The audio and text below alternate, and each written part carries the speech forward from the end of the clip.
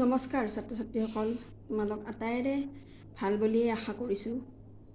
আজি তোমালোক তৃতীয় শ্ৰেণীৰ ছাত্ৰ ছাত্ৰীসকলৰ বাবে অংকুৰণ পাঠ্যপুথিখনৰ 4 নম্বৰ পাঠ আগলি বাঁহত বগলী বাঁহ এই কবিতাটি অকণমান আলোচনা কৰিব ওলাইছোঁ। তোমালোকে কিতাপ উলিয়াই লোৱা। আগলি বাঁহত বগলীৰ বাঁহ এই নামটোতে তোমালোকে চোৱা, এইটো বাঁহ আছে বটাকাৰে বাঁহ চন্দ্ৰবিন্দু হ বাঁহ, আৰু এইটো বাঁহ বটাকাৰে বাঁহ হ বাঁহ। এই দুটা শব্দৰে অৰ্থ বেলেগ বেলেগ। এই চন্দ্ৰবিন্দু অসমীয়া ভাষাত এই চন্দ্ৰবিন্দুটোৱে বহুত অৰ্থ বহন কৰে। তোমালোকে এতিয়া এই বাঁহটো মানে কি বুজিলা? আগলি বাঁহ মানে বাঁহ গছ যে, তোমালোকে জানা নহয়, বাঁহ গছৰ কথা কৈছে। কাৰণ এই চন্দ্ৰবিন্দুটো থাকিলে এইটো বাঁহ গছ হয়। আৰু এইটো বাঁহ মানে কি জানা? এইটো বাঁহ মানে চৰাইৰ বাঁহ। চৰাইয়ে যে পোৱালি দিয়ে, কণী দিয়ে, তোমালোকে জানা। চৰাই বাঁহ দেখিছানে নাই গছত? এই বাঁহৰ কথা কৈছে এইটো। গতিকে একেই শব্দ কিন্তু অৰ্থটো বেলেগ। গতিকে আমি এইটো অকণমান নাকেৰে উচ্চাৰণ হয় আৰু এইটো বাঁহ বুলি হয়। এইটো বাঁহ বুলি কোৱা হয়, অকণমান নাকেৰে উচ্চাৰণ হয়। তেনেকুৱা আমি এই কবিতাটোত বহুত শব্দ পাম। গতিকে তোমালোকে সেইটো লক্ষ্য কৰি যাবা। কবিতাটোৰ সেই অৰ্থটো জানিলেহে আচল অৰ্থটো কবিতাটোৰ ওলাই যাব। আমি চোৱা, ইয়াতে চোৱা, ল এইটো অ বা ঊৰ্ধ্বকমা, ৰতাকাৰে ৰা, লৰা, এইটো লৰা বুলি ক'ব লাগে। আৰু এইটো ল ৰতাকাৰে ৰা, লৰা। এই উচ্চাৰণৰ ওপৰত এই কবিতাটোৰ অৰ্থটো ওলাইছে। এইটো ল'ৰা মানে হ'ল লৰাইছে, এইটো ল'ৰা মানে হ'ল ল'ৰা ছোৱালী, যি ল'ৰা ছোৱালী মানুহৰ কথা কৈছে। ঠিক আছে, তেনেকুৱা আৰু বহুত শব্দ পাম ইয়াতে। তোমালোকে চাবা, পিছফালে আকৌ কি আছে এই কবিতাটোৰ? হাইফেন এডাল আছে। এই হাইফেন বাট বিষ, আলি বাট, এনেকুৱা থৰক পৰক, এই শব্দবোৰ আমি এই পিছৰ শব্দটোক জোৰ দিবলৈ আমি এইডাল মাজৰডাল দি আগৰ শব্দটো বহুওৱা হয়। এই পিছৰ শব্দত বৰক বুলি ক'লে আমি বুজি নাপাওঁ, থৰক বৰক বুলি ক'লে আমি সুন্দৰকৈ বুজি পাওঁ। থৰক বৰক। বাট বিষ, বিষটো আছে বাৰু, কি বিষ আছে? বাট বিষ আছে, আমি স্পষ্টকৈ বুজি পালোঁ। তেনেকুৱাকৈ আমাৰ ইয়াতে কিছুমান শব্দ আছে এই কবিতাটোত, সেইখিনি তোমালোকে মন দি শুনিবা হওক। এতিয়া আমি কবিতাটোলৈ আবৃত্তি মানে তোমালোকক অকণমান পঢ়াই দিছোঁ। লৰাহঁতে চোৱা বৰ হাকুটিৰে লৰাইছে আমৰ ডাল। কি কৈছে? লৰাহঁতে চোৱা, লৰাবিলাকে তাৰমানে লৰাবিলাকে কি কৰিছে? চোৱা, চাবলৈ দিছে বৰ হাকুটিৰে। বৰ হাকুটি মানে কি বাৰু? বৰ হাকুটি ইয়াতে এটা ছবিত দিছে, এইডালত বৰ হাকুটি দীঘল, তাৰমানে হাকুটিডালৰ আগত কি আছে? অকণমান বেঁকাকৈ এডাল মাৰি দৰে বাৰী এডাল বান্ধি লৈছে, সেইডাল হাকুটি বুলি কয়। গতিকে এই বৰ হাকুটি এইডালকে কৈছে। ঠিক আছে, লৰাহঁতে চোৱা বৰ হাকুটিৰে লৰাইছে আমৰ ডাল। কি লৰাইছে বাৰু? আমৰ ডালটো লৰাই দিছে। কত যে আম ক'ত যে পৰিছে, কাষতে আছে খাল। ইয়াতে কি আছে বাৰু? কত যে আম, কত মানে বহুত আম, আৰু এইটো ক'ত হ'ল? ক'ত পৰিছে? পৰা ঠাইখিনি। ঠিক আছে, তোমালোকে বুজি পাইছা এতিয়া? কত যে আম ক'ত যে পৰিছে, কাষতে আছে খাল। খালবোৰ কাষতে আছে। আগলি বাঁহত দেখিছানে বাৰু বগা বগলীৰ বাঁহ? ল'ৰাহঁতৰ এদিন পৰিল চকুত কৰোঁতে আহ যাহ। ল'ৰা ছোৱালীবোৰে যেতিয়া আহ যাহ কৰি আছিল সেই আগলি বাঁহত দেখিছানে বাৰু বগা বগলীৰ বাঁহ? বগলী কেনেকুৱা বাৰু? বগা হয়নে? তোমালোকে বগলী দেখিছানে নাই? সন্ধিয়া সময়ত বগলীয়ে বগা ফুট দি যা, হাতখন জোকাৰি জোকাৰি কোৱা যায় ন? তেতিয়া কি কৰে? বগা ফুট দিয়া বুলি হাতখন বিচাৰি ফুৰোঁ আমি। সেই বগলীৰে কথা কৈছে। আগলি বাঁহত দেখিছানে বাৰু বগা বগলীৰ বাঁহ? সেই বগলী বাঁহবোৰ সাজে পোৱালি দিবৰ বাবে। বাঁহৰ আগত বগলীৰ মানে বাঁহ গছৰ আগত বাঁহখন সাজে। ঠিক আছে, ল'ৰাহঁতৰ এদিন পৰিল চকুত কৰোঁতে আহ যাহ। ল'ৰাহঁত মানে ল'ৰা ছোৱালীবোৰে যেতিয়া অহা যোৱা কৰি আছিল তেতিয়াই চকুত পৰিল যে বগলীৰ বাঁহ আছে। এদিন কি কৰিছিলে, খুৰাকৰ লগত গৈ আছিলে। এয়া চোৱাচোন, খুৰাই ক'লে নাভাঙিবা দেই নিৰি চৰাইৰ বাঁহ, অতি যতনেৰে বাঁহটি সাজিছে গোটেই শুকান ঘাঁহ। কি সুন্দৰ কথা চোৱাচোন। খুৰাই কি বুলি ক'লে, এই বাঁহখন নাভাঙিবা দেই, নিৰিহ চৰাই বাঁহ। নিৰিহ মানে কি বাৰু? নিৰিহ মানে কাকো সিহঁতে অপকাৰ নকৰে। সিহঁতে কি কৰে, মানুহক অপকাৰ নকৰে, বৰং কিছু ক্ষেত্ৰত আমাক উপকাৰহে কৰে, সহায়হে কৰে চৰাই চিৰিকটিবোৰে, নহয় জানো? সেইকাৰণে নিৰিহ বুলি কৈছে। সিহঁতে বেলেগক অপকাৰ নকৰে কাৰণে নিৰিহ মানে শান্ত খুব। অতি যতনেৰে বাঁহটি সাজিছে গোটেই শুকান ঘাঁহ। কিহেৰে বাঁহ সাজে বাৰু? আমাৰ দৰে বালি ইটা, বাঁহ এইবোৰতো নলয়, কাঠ এইবোৰ নলয় সিহঁতে কি লয়, কেৱল শুকান ঘাঁহবোৰ লয়। সেই ঘাঁহেৰে সিহঁতে বাঁহ সাজে। কি সুন্দৰকৈ সাজে, নহয় জানো? দেখি খুব ভাল লাগে। ঠিক আছে, আমি পিছৰ পাতলৈ আহোঁ। বৰষুণ পৰি হৈছে পিছল কাষৰ আলি বাট, খুৰাৰ দেহাও থৰক বৰক বাট বিষ আছে গাত। খুৰাৰ লগত যে ফুৰিব গৈছিলে সেইটো কথা কৈছে যে এই খুৰাৰ বাট বিষ আছে, গতিকে গাটো থৰক বৰককৈ গৈ আছে। আৰু ৰাস্তাত কি হৈছে, বৰষুণ পৰিলে পিছল হয়নে নহয়? আলিবাট মানে কি বাৰু? ৰাস্তায়ে, গাঁৱৰ ৰাস্তাবোৰক আলিবাট বুলি কোৱা হয়। অকণমান কেঁচা আছিলে আগতে, আজিকালি বাৰু ভাল হৈছে।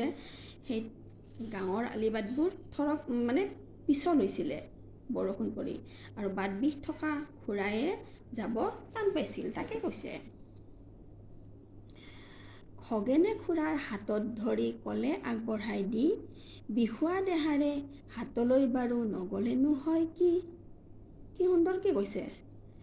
এইটো বাৰু কি বুলি ধৰিছোঁ আমি, খগেন, নহয় জানো? খগেনে খুৰাকৰ হাতত ধৰিছে। এয়া হাতত ধৰি কি ক'লে, আগবঢ়াই দি ক'লে, অকণমান আগবঢ়াই দিলে, কাৰণ পৰি যাব খুৰা। পৰি যাবৰ কাৰণে তোমালোকে সহায় কৰা নাই? ডাঙৰ মানুহক বা তোমাৰ লগৰীয়াক বা তোমাতকৈ সৰু যিকোনো মানুহকে আমি যিমানখিনি পাৰোঁ সহায় কৰিব লাগে দেই। সহায় কৰিবা তোমালোকেও। এই নগেনে কি কৰিছিলে, খুৰাৰ হাতত ধৰি অকণমান আগবঢ়াই দিছিলে। তেতিয়া আকৌ ক'লে যে বিষুৱা দেহাৰে হাতলৈ বাৰু নগ'লেনো হয় কি। হাতলৈ মানে কি বাৰু? হাতলৈ মানে বজাৰ। আমি হাত, দুখন হাত, আমাৰ দুবিধ হাত আছে, হতাকাৰে হাঁ মূৰ্ধন্য ত আৰু হতাকাৰে হাঁ দন্তীয় ত। এই দুটা হাতৰ এখন হাত মানে মানুহৰ হাত আৰু এটা হাত মানে বজাৰ। এইটো বজাৰলৈ নগ'লেনো কি হয় বুলি ক'লে। ঠিক আছে, এতিয়া আমি কবিতাটো বুজি পালোঁ। এতিয়া আমি কবিতাটো সুন্দৰকৈ আবৃত্তি কৰিবলৈ শিকিব লাগিব। তোমালোকে এইটো চেষ্টা কৰিবা। আমি তলত আছে কি, পদ্যটো আবৃত্তি কৰোঁ আহা। পদ্যটো তোমালোকে আবৃত্তি কৰিবা।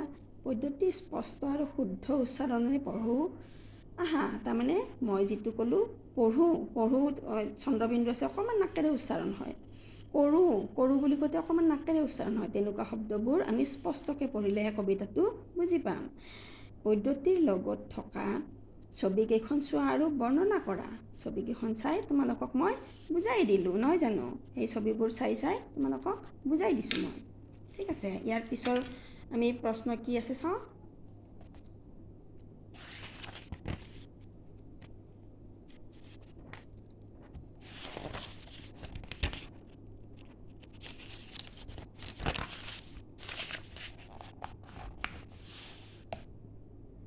কি আছে বাৰু? তলৰ প্ৰশ্নবোৰৰ উত্তৰ কোৱা আৰু লিখা। এইবোৰ প্ৰশ্ন তোমালোকে বহি উলিয়াই লিখি ল'বা। মই অকণমান আলোচনা কৰি দিওঁ, ঠিক আছে? আমৰ ডাল কোনে লৰাইছে? সেইটোতো তোমালোকে গমেই পালা, ল'ৰাহঁতে লৰাইছে, নহয় জানো? আমি প্ৰশ্নটো লিখিব লাগিব, আমৰ ডাল কোনে লৰাইছে? তলত লিখিব লাগিব উত্তৰ, ল'ৰাহঁতে লৰাইছে, নহয় জানো? আমৰ ডাল লৰোৱা সঁজুলিটো কি? কিহেৰে আমৰ ডালটো লৰাইছিল? বৰ হাকুটিৰে লৰাইছিল। আমৰ ডাল লৰোৱা সঁজুলিটো হ'ল বৰ হাকুটি। গছৰ কাষতে কি আছে? গছৰ কাষতে কি আছে বাৰু? খালবোৰ আছিল, নহয় জানো? খালবোৰ আছে বুলি লিখিব লাগিব। বগা বগলীৰ বাঁহ ক'ত আছে? বগা বগলীৰ বাঁহ আগলি বাঁহত আছে। আলি বাটটো কিয় পিছল হৈছে? কিয় পিছল হৈছিল বাৰু? বৰষুণ পৰি পিছত হৈছিল নহয় জানো? বৰষুণ পৰি পিছত হৈছিল। পদ্যটো গদ্য ৰূপত কওঁ আহা। সুন্দৰকৈ তোমালোকে কাহিনীৰ নিচিনা ক'ব পাৰা। আমৰ ডাল ল'ৰাবোৰে খেলিবলৈ যাওঁতে কি কৰিছিলে? আমৰ ডাল এটা লৰাই দিছিলে, তাতে বহুত আম পৰিছিলে। এনেধৰণে তোমালোকে মুখেৰে গদ্য আকাৰে ক'বা। ঠিক আছে, এতিয়া আমি গদ্যটো উদাহৰণ এইটো দিছে পদ্যৰ ৰূপ। ল'ৰাহঁতে চোৱা বৰ হাকুতিৰে লৰাইছে আমৰ ডাল, কত যে আম ক'ত পৰিছে কাষতে আছে খাল।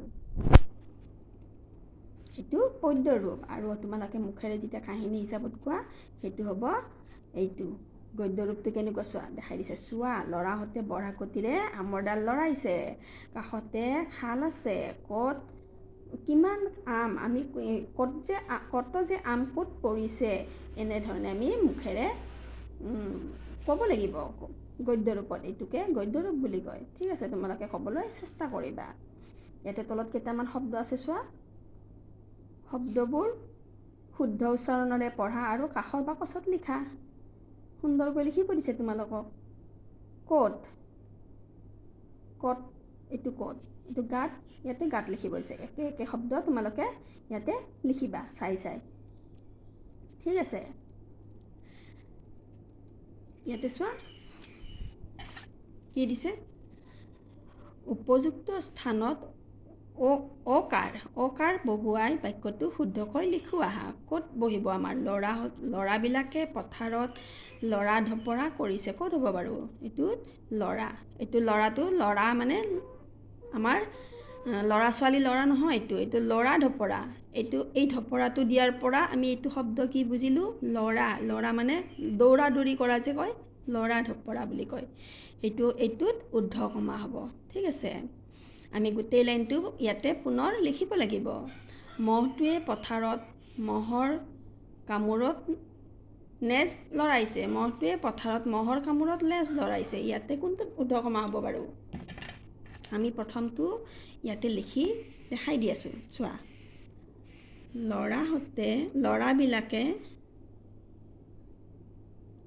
ল'ৰাবিলাকে পথাৰত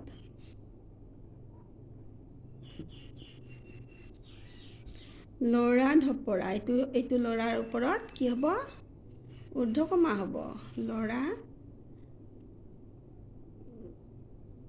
ঢপৰা কৰিছে। ঠিক আছে, ইয়াৰ পিছতো তোমালোকে নিজে লিখিবা। ইয়াতে কি দিছে? মহটোৱে পথাৰত মহৰ কামোৰত নেজ লৰাইছে। মহটো, এইটো মহৰ কি হ'ব? উদ্ধ কমা হ'ব। এইটো মহ হ'ল ঘাঁহ খোৱা মহ আৰু এইটো মহ হ'ল তেজ খোৱা মহ। সিহঁতে দল বান্ধি শিৱদৌল চাবলৈ গৈছে। শিৱদল নহয়, শিৱদৌল নহয় জানো? এইটো অকণমান ওকাৰৰ উচ্চাৰণটো আহে, শিৱদৌল বুলি কয়। শিৱদল চাবলৈ যোৱা নাই, শিৱদৌল চাবলৈ গৈছে। গতিকে ইয়াতে উদ্ধ কমাটো হ'ব। আমি পুনৰ এনেকৈ লিখিব লাগিব ইয়াতে। এতিয়া তলৰ খালী ঠাইত বিপৰীত অৰ্থ বুজোৱা শব্দ লিখা। ইয়াতে কি আছে বাৰু? বগা বগলী, ইয়াতে কি হ'ব? বিপৰীত মানে কি? উল্টা। কলা কাউৰী, ইয়াতে শুকান ঘাঁহ, ইয়াতে কি হ'ব বাৰু? কেঁচা ঘাঁহ। ইয়াতে দুষ্ট ল'ৰা, ইয়াতে কি হ'ব? শান্ত ল'ৰা। মিঠা আম, টেঙা আম। এনেদৰে আমি বিপৰীত শব্দবোৰ লিখিব লাগিব।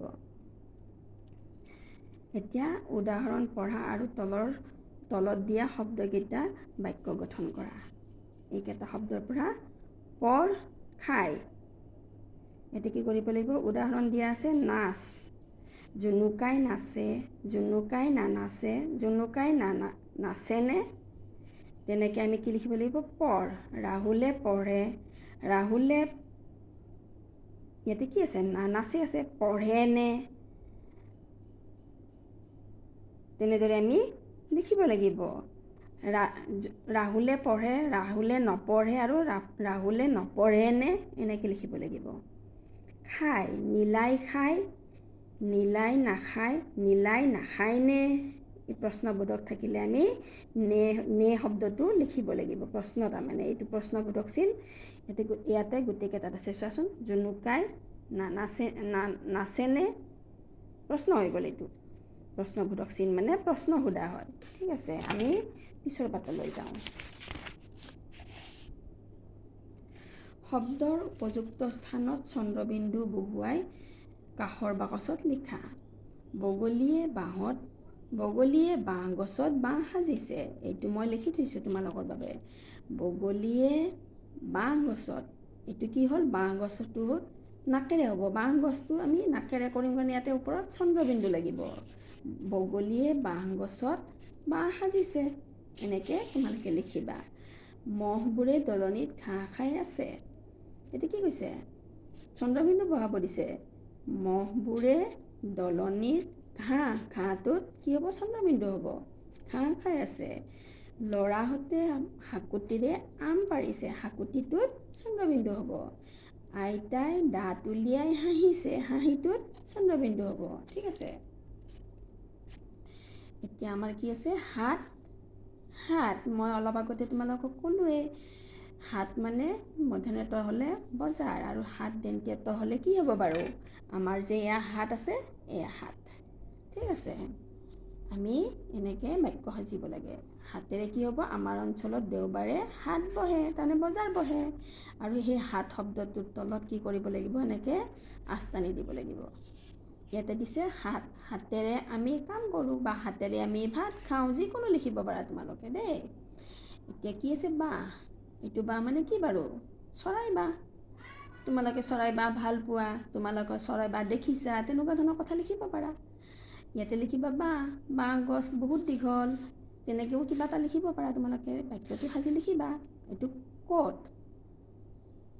এইটো কত মানে বহুত। এইটো ক'ত পৰিছে? এইটো মানে ক'ত, মানে আমি ক'ত যাম, সেই অকল যে কিতাপত থকা শব্দটোৱে লিখিবা এনেকুৱা নহয়। আমি ক'ত যাম নাজানো, আমি ক'ত ঘূৰিছোঁ, তেনেকুৱা ধৰণৰ কথাও লিখিব পাৰা। এইটো কত মানে কি? বহুত। আমাৰ ঘৰত কত আম আছে, আমাৰ ঘৰত কত মধুৰি আছে, তেনেকুৱাও লিখিব পাৰা। বেলেগ বেলেগ শব্দও লিখিব পাৰা। ঠিক আছে, আজিলৈ বাৰু তোমালোকক পাঠটি ইমানতে সামৰিছোঁ। পুনৰ লগ পোৱাৰ আশাৰে নমস্কাৰ। ভালে থাকা, কুশলে থাকা। ধন্যবাদ।